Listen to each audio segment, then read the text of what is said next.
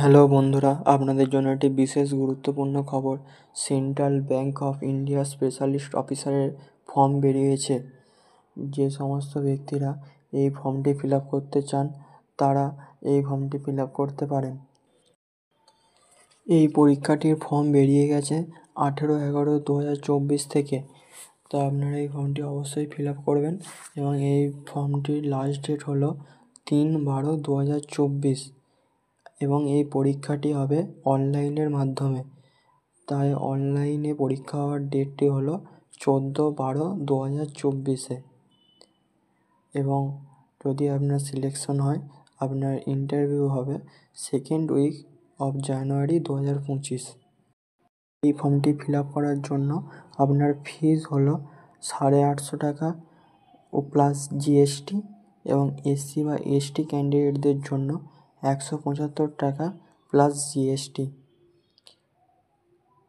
এই ফর্মটি fill up করার জন্য আপনার এজ লিমিট 1/10/2024 মধ্যে ফর স্কেল 1 পোস্ট 23 থেকে 27 বছরের মধ্যে, ফর স্কেল 2 পোস্ট 27 থেকে 33 বছরের মধ্যে এবং স্কেল 3 পোস্টের জন্য 30 থেকে 38 বছরের মধ্যে এবং স্কেল 4 পোস্টের জন্য 34 থেকে 40 বছরের মধ্যে আপনার বয়স থাকতে হবে। এই ফর্মটিতে অনেক ভ্যাকেন্সি আছে। টোটাল ভ্যাকেন্সি হলো 253টি এবং তার মধ্যে কিছু ক্যাটাগরি হলো ডিজাইনে ভ্যাকেন্সি আছে 3টি এবং কোয়ালিফিকেশান হলো এটির জন্য যে কোনো ডিগ্রি পাস আউট করলেই হবে। 2 নম্বর হচ্ছে ডেভেলপার জাভা, এতে টোটাল সিট আছে 28টি।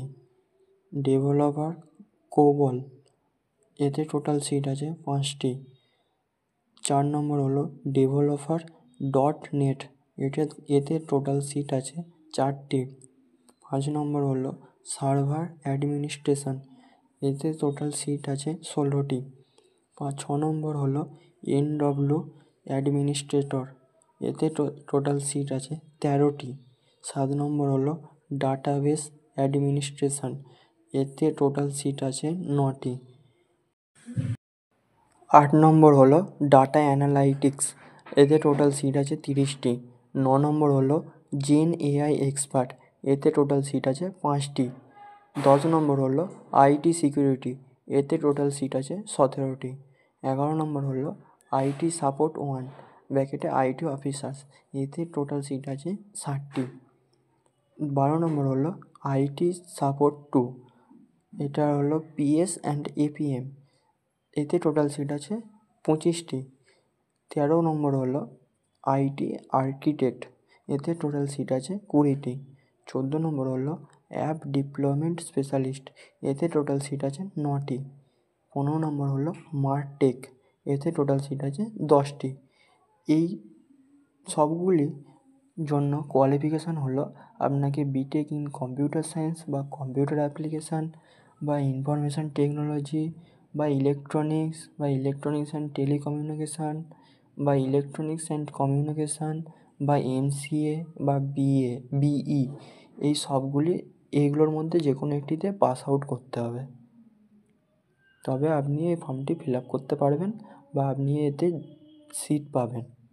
আপনাদের যদি ভালো লাগে তাহলে আপনারা অবশ্যই এই ফর্মটি ফিল আপ করবেন, কারণ এই ফর্মটিতে ভ্যাকেন্সিও খুব বেশি আছে, তো আপনাদের সিলেকশান হয়ে যেতে পারে।